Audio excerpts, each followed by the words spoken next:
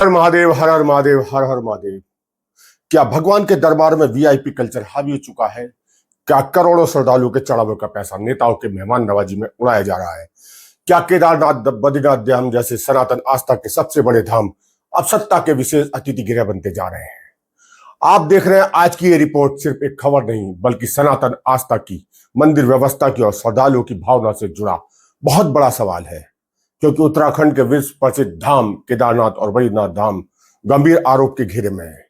BKTC यानी बद्रीनाथ केदारनाथ मंदिर समिति पर आरोप लगा है कि श्रद्धालुओं द्वारा चढ़ाया गया दान, वीआईपी मेहमान नवाजी, आलीशान ठहराव, भोजन और हेलीकॉप्टर सेवा पर खर्च किया गया है। और यह आरोप कोई राजनीतिक मंच से नहीं, बल्कि आरटीआई दस्तावेज के आधार पर सामाजिक कार्यकर्ता और अधिवक्ता विकेश सिंह नेगी द्वारा लगाया गया है। अब सवाल यही है, क्या मंदिर का कोष श्रद्धालुओं की सेवा के लिए है या सत्ता से जुड़े खास लोगों की सुख सुविधाओं के लिए है? आज की इस विशेष रिपोर्ट में हम विस्तार से जानेंगे आरटीआई में क्या खुलासा हुआ, किन किन नामों को दावा किया गया, कितना खर्च बताया गया, वीआईपी कल्चर को लेकर पहले क्या विवाद हुआ था, पंडा समाज क्यों भड़क गए थे, उतरा और आखिर में क्यों मामला सनातन आस्था से जुड़ा। बड़ा प्रश्न बनता जा रहा है हिमालय की गोद में बसे केदारनाथ और बद्रीनाथ धाम सिर्फ मंदिर नहीं, करोड़ों सनातन श्रद्धालु की आत्मा है। केदारनाथ जहां भगवान शिव स्वयं ज्योतिर्लिंग में विराजमान है और बद्रीनाथ जहां भगवान विष्णु बद्री व विशाल के रूप में पूजे जाते हैं। हर साल लाखों श्रद्धालु कठिन पहाड़, बर्फ, बारिश और जोखिम भरे रास्ते पर करके इन धामों तक पहुंचते हैं। कई लोग जीवन भर की कमाई जोड़कर एक बार दर्शन करने आते हैं और कोई पैदल यात्रा करता है, कोई घंटों लाइन में खड़ा रहता है, कोई ठंड से खुले आसमान के नीचे रात बिताता है। श्रद्धालु मंदिर में दान इसलिए देते हैं ताकि धर्मों की व्यवस्था सुधरे, यात्रियों को सुविधा मिले, भोजन, धर्मशाला, चिकित्सा, सुरक्षा और सेवा बेहतर हो। लेकिन अब आरोप यही है कि पैसा वीआईपी मेहमान नवाजी पर खर्च किया है। अब आते हैं उस आरटीआई पर जिसने पूरे मामले को सुर्खियों में ला दिया है। सामाजिक कार्यकर्ता और अधिवक्ता विकेश सिंह नेगी का दावा है कि उन्होंने सूचना के अधिकार यानी आरटीआई के जरिए वीकेटी से कुछ दस्तावेज प्राप्त किए हैं। इन दस्तावेज के आधार पर उन्होंने आरोप लगाया मंदिर समिति ने कई वीआईपी मेहमानों के आवास, भोजन, हेलीकॉप्टर, टिकटों पर भारी खर्च किया है। नेगी का कहना है यह खर्च मंदिर कोष से किया जा रहा है। उन्होंने मीडिया के सामने दस्तावेज दिखाते हुए सवाल किया, क्या श्रद्धालुओं के चढ़ावे का पैसा नेताओं, विशेष मेहमानों की सेवाओं के लिए इस्तेमाल होना चाहिए?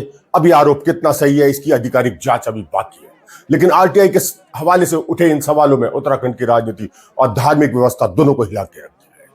अब सबसे ज्यादा खर्च उन नामों को लेकर हो रहा है जिसका जिक्र कथित दस्तावेजों में किया गया है। विकेश सिंह नेगी के दावे के अनुसार मंत्री गणेश जोशी की पुत्री के ठहरने पर लगभग 60,000 रुपए खर्च हुए। कुछ विधायकों, भाजपा पदाधिकारियों के ठहरने के बिल भी मंदिर समिति द्वारा चुकाए गए।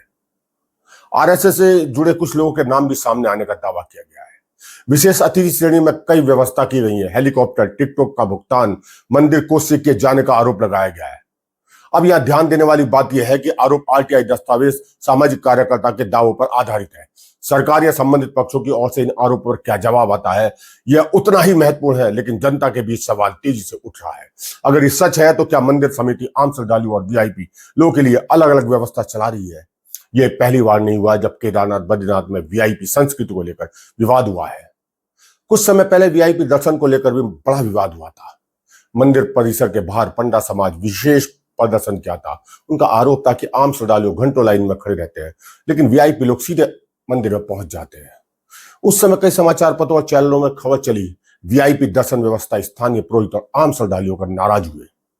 पंडा समाज का कहना है कि भगवान के दरबार में सब बराबर होने चाहिए। उनका आरोप था कि वीआईपी संस्कृति धीरे धीरे धार्मिक व्यवस्था पर हावी हो रही है और अब आरटीआई के जरिए सामने आए हैं तो आरोप ने इस बहस को और भड़का दिया है। अब सबसे बड़ा सवाल सीधे बीकेटीसी पर खड़ा होता है। बद्रीनाथ केदारनाथ मंदिर समिति यानी बीकेटीसी इन धामों की प्रशासनिक व्यवस्था संभालती है। मंदिरों की आय, दान, व्यवस्था, आवास, पूजा, प्रबंध कई फैसले समिति के अधीन होते हैं। ऐसे में अगर मंदिर में कोष में वीआईपी खर्च हुआ है तो क्या उनके लिए कोई नियम था? क्या ऐसी सुविधाओं को मंजूरी देने की प्रक्रिया सार्वजनिक थी? क्या समिति ने कभी जनता को बताया कि मंदिर का फंड कितना हिस्सा है वीआईपी व्यवस्था पर खर्च होता है? क्या ऑडिट रिपोर्ट सार्वजनिक है? और सबसे बड़ा सवाल, क्या श्रद्धालुओं को यह अधिकार नहीं है कि उन्हें बताया जाए कि उनका चढ़ाया गया खर्च कहां हो रहा है? अब आते हैं उस मुद्दे पर जिसने लोगों को सबसे ज्यादा चौंका दिया। हेली सेवाएं। केदारनाथ यात्रा में हेलीकॉप्टर सेवा बेहद महंगी है। आम श्रद्धालु हजारों रुपए खर्च कर टिकट लेते हैं, कई लोगों को टिकट तक नहीं मिल पाता, कई लोग महीनों पहले बुकिंग करते हैं। लेकिन आरोप कुछ वीआईपी लोगों के हेली टिकटों का भुगतान मंदिर कोष से किया गया है। अगर यह आरोप सही साबित होता है तो यह मामला और गंभीर हो जाता है, क्योंकि तब सवाल केवल भोजन ठहरने तक सीमित नहीं रहेगा, बल्कि सीधे श्रद्धालु के धन के दुरुपयोग तक पहुंच जाता है। अब जरा सोचिए, गरीब श्रद्धालु गांव से पैसे जोड़कर धाम पहुंचता है, लाइन में खड़ा रहता है, बारिश झेलता है, ठंड सहता है और फिर श्रद्धा से मंदिर में दान डालता है। उसे लगता है कि पैसा भगवान की सेवा में लगेगा, धाम की सफाई में लगेगा, यात्रियों की सुविधा में लगेगा। लेकिन जब उसी पैसे पर वीआईपी खर्च के आरोप लगते हैं तो लोगों की भावनाएं आहत होना स्वाभाविक है। सोशल मीडिया पर भी लोग लगातार सवाल उठा रहे हैं, क्या मंदिरों में भी राजनीतिक विशेष अधिकार चलेंगे? क्या आम भक्त सिर्फ भीड़ संभालने के लिए? आस्था भी अब वर्गों में बांट दी गई है। अब इस मामले में राजनीति रंग पकड़ लिया है। विपक्ष सरकार और मंदिर समिति पर सवाल उठा रहा है।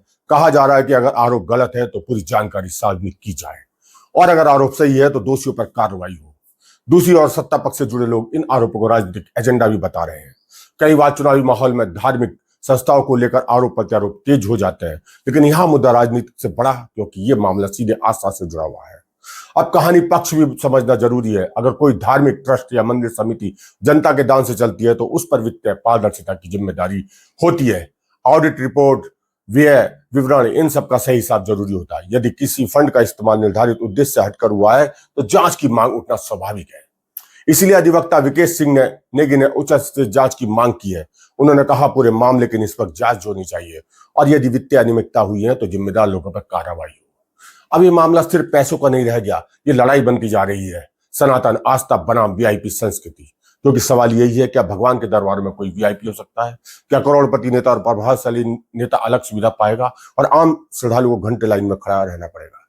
भारत की धार्मिक परंपरा हमेशा सनातन की बात करती है। संतों ने कहा है, भगवान के सामने राजा और रंक बराबर है। लेकिन आधुनिक दौर में कई मंदिरों में वीआईपी दर्शन व्यवस्था लगातार विवाद पैदा कर रही है और अब केदारनाथ बद्रीनाथ का मामला उसी बहस का सबसे बड़ा उदाहरण बनता जा रहा है। जनता की मांग बहुत साफ है, मंदिर कोष का पूरा हिसाब सार्वजनिक हो, वीआईपी खर्च का विवरण सामने आए, ऑडिट रिपोर्ट जारी हो, मंदिरों में पारदर्शिता बढ़े, आम श्रद्धालुओं को प्राथमिकता मिले और यदि कोई गड़बड़ी हुई तो निष्पक्ष जांच हो। क्योंकि श्रद्धालु सिर्फ दान नहीं देता, वे अपनी आस्था सौंपता है और आस्था टूट जाए तो नुकसान सिर्फ व्यवस्था का नहीं, पूरे समाज का होता है।